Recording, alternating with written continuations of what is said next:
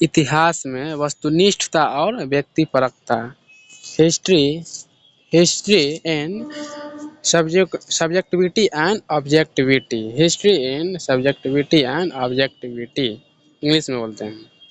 अब इसमें क्या है कि वस्तुपरकता का अर्थ बिना व्यक्तिगत पक्षपात अथवा पूर्वाग्रह के ऐतिहासिक तथ्यों का प्रयोग करना है। किसी भी अध्ययन का केंद्र बिंदु व्यक्ति या वस्तु के केंद्र होते हैं। इसमें क्या बता रहा है कि इतिहास के वस्तुनिष्ठता क्या हो सकता है, इस वस्तुनिष्ठता और व्यक्तिपरकता क्या होगा।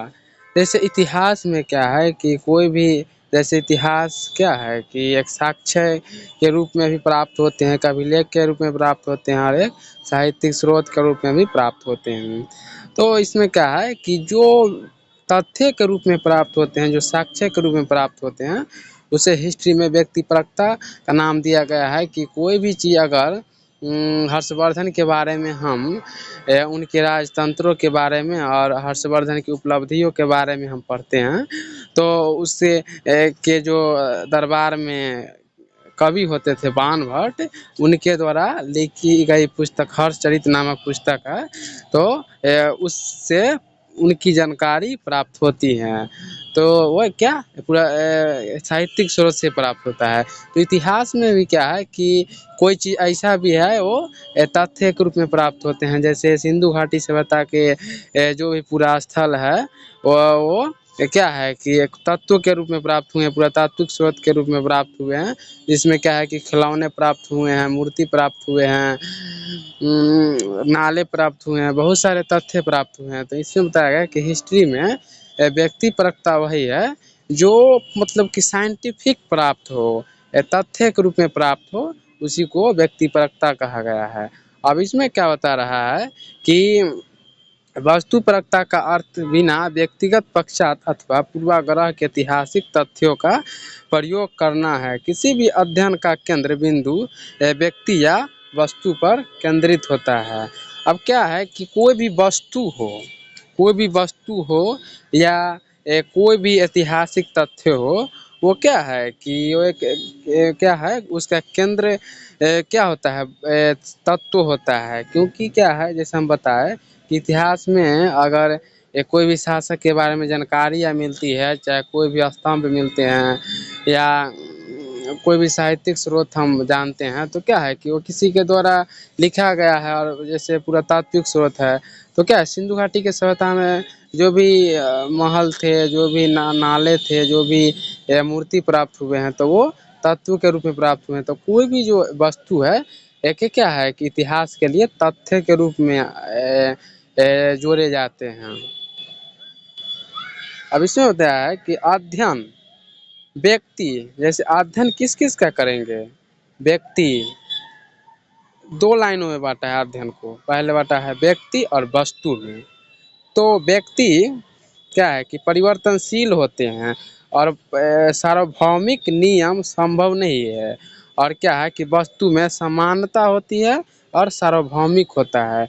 जैसे कि हम क्या बताएं कि इतिहास में वस्तुनिष्ठता और व्यक्तिपरकता, तो इसका मतलब आगे नीचे समझाया है कि इतिहास के जो अध्ययन करते हैं, इतिहास हम अध्ययन करते हैं, तो क्या है कि एक क्या है तथ्य के रूप में प्राप्त हुए हैं, तो उसको वस्तु कहा गया है।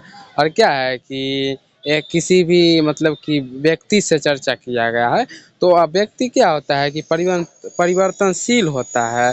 उसकी जो मानसिकता होती है, उसकी जो बोलने की उपलब्धियाँ होती है, जो वक्ता होते हैं, और जो भी व्यक्ति का मानसिक है, उसे क्या है कि मानसिकता हमेशा चेंज होते रहती है। वो वातावरण के अनुसार हो, चाहे क्या कहे कि परिस्थिति के अनुसार हो, व्यक्ति का जो मानसिकता है वो परिवर्तनशील होते रहता है। और उसके नीचे दिया है सार्वभौमिक नियम संभव नहीं है। व्यक्ति को आप मतलब कि अपनी मनों से उनको नहीं जान सकते हैं कि मतलब व्यक्ति क्या सोच रहा है, क्योंकि वो मन में कुछ और सोच रहा होगा और आपको पता कुछ और चलेगा। तो क्योंकि क्या है कि व्यक्ति को आप परख नहीं सकते हैं कि आपके बारे में भला सोच रहा है या बुरा सोच रहा है।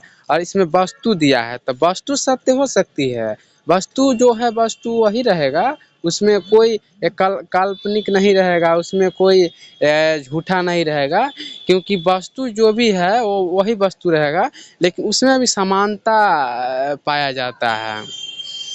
अब क्या है कि किसी वस्तु का ढांचा एक वस्तु से भिन्न रहेगा, एक कोई वस्तु मोटापा ज़्यादा रहेगा, कोई वस्तु का कोई वस्तु छोटा रहेगा, कोई वस्तु से थोड़ा बड़ा रहेगा, तो वस्तु में समानता पाया जाता है। और उसका नीचे दिया है कि सार्वभौमिक क्या है कि सार्वभौमिक यानी सत्य हो सकता है वस्तु, क्योंकि वस्तु में समानता हो सकता है, समानता हो सकता है, क्योंकि क्या है कि कोई वस्तु क्या है कि एक समान भी है, कोई वस्तु क्या है कि थोड़ा उससे मोटा है, कोई वस्तु क्या है कि थोड़ा लंबाई में ज़्यादा हो, लेकिन वस्तु झूठा नहीं हो सकता है, जो वस्तु है वही रहेगा, उसमें कोई भी परिवर्तनशील नहीं होगा। अब नीचे है वस्तुनिष्ठता आधुनिक विधा की विशेषता है, जब कोई वैज्ञानिक प्रयोगशाला में अपने प्रयोगों और विश्लेषण के द्वारा कोई नियम स्थापित करता है, तब उन्हें सभी स्वीकार करने पड़ते हैं। इससे क्या बता रहा है कि कोई भी वैज्ञानिक है कि वो क्या है कि जैसे प्रयोगशाला में वो अपना समय बिताते हैं, कोई भी क्या है कि कोई भी चीज़ों के बारे में विश्लेषण करते हैं, तो इसमें क्या होता है क्या पर वस्तुनिष्ठता आधुनिक विधा की विशेषता है, जब कोई वैज्ञानिक प्रयोगशाला में अपने प्रयोगों और विश्लेषण के द्वारा कोई नियम स्थापित करता है, तब उन्हें सभी स्वीकार करने पड़ते हैं। अब इसमें क्या होता है कि कोई भी वैज्ञानिक है और प्रयोगशाला में कोई भी चीज़ों का विश्लेषण करते हैं, कोई भी नए चीज़ का खोज करते हैं, विश्लेषण करते हैं, तो क्या है उनको स्वीकार करना पड़ेगा वस्तुनिष्ठता में। जैसे कोई भी क्या है कि मतलब कि आर्कियोलॉजिकल में रखे तो हिस्ट्री का जो आर्कियोलॉजिकल होते हैं, वो क्या है कि कोई भी अगर मान लीजिए किसी भी सभ्यता के बारे में, जैसे मान लीजिए सिंधु घाटी सभ्यता के बारे में अगर खोज किए 1921 ईस्वी में हड़प्पा सभ्यता की खोज हुआ था, तो उसमें क्या है कि जो भी वैज्ञानिक थे वो क्या है कि जब उनको हड़प्पा सभ्यता के ईंट प्राप्त हुए, ईंट से धीरे धीरे करके दीवारें मिलने लगे, फिर पाए मिलने लगे, फिर एक थोड़ा देर बाद पता चला कि एक घर ही के रूप में बसा हुआ था, धीरे धीरे एक पता चला कि ये मतलब एक नगर के रूप क्या है एक शहर के रूप में बसा हुआ था।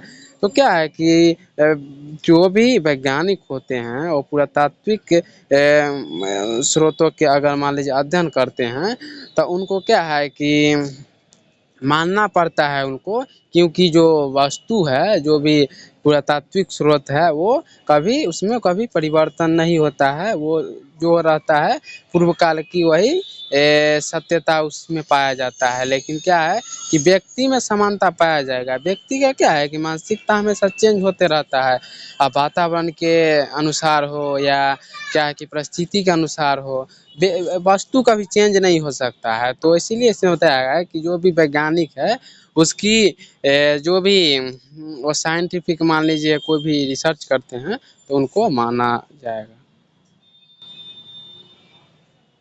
अब आगे है राउन राउन एक वैज्ञानिक हुए, इन्होंने अपना विचार रखे हैं। जैसे विद्वानों ने इतिहास को विज्ञान स्वीकार किया है, अतः इनके जैसे इतिहासकारों वैज्ञानिक अवस्था के समर्थक ने इतिहास के स्वरूप निष्कर्ष को भी सार्वभौमिक बताने का प्रयास किया है।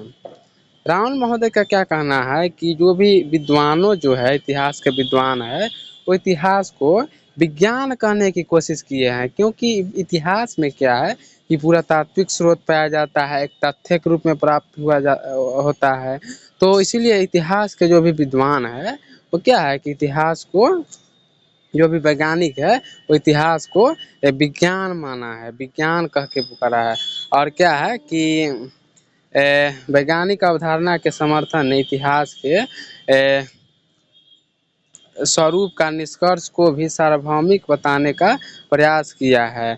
जो भी इतिहास के वैज्ञानिक है उन्होंने इतिहास को सार्वभौमिक बनाने का प्रयास किया है।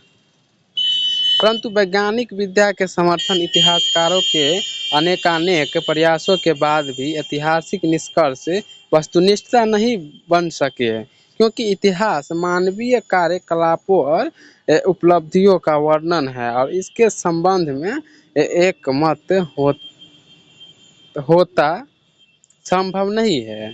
अब इसमें क्या बता रहा है कि जो भी वैज्ञानिक इतिहास में पुरातात्विक साक्ष्य को कोई भी वस्तु का अगर मान लीजिए रिसर्च करते हैं तो क्या है कि उसको तो मतलब कि विज्ञान बोले हैं, विज्ञान कह के पुकारे हैं, लेकिन आगे जाके इसमें राउंड महोदय कहते हैं कि इतिहास जो है वो उसको इतिहास में जो भी तथ्य है उसको हर व्यक्ति हर वैज्ञानिक अलग अलग तरीक़ों से मतलब कि चिंतन कर सकते हैं, अलग अलग तरीक़ों से विश्लेषण कर सकते हैं, तो उसका जो निर्णय होगा, रिजल्ट आएगा वो अलग अलग आएगा। तो क्या है कि पुरातात्विक साक्ष्य इनका कहने का मतलब ये है कि कोई भी वस्तु है तो वो तो वस्तु अपने में सत्य है, लेकिन व्यक्ति सत्य नहीं है, व्यक्ति की मानसिकता सत्य नहीं है, परिवर्तन होते रहता है। एक दो व्यक्ति में भिन्नता पाया ही जाता है। अब क्या है कि एक दूसरे व्यक्ति कुछ और सोच रहा है, एक दूसरे व्यक्ति कुछ और सोच रहा है, तो वैज्ञानिक में भी भिन्नता पाया जाता है और वैज्ञानिक भी है कि अलग अलग तरीक़ों से विचार देंगे, अलग अलग तरीक़ों से विश्लेषण करेंगे।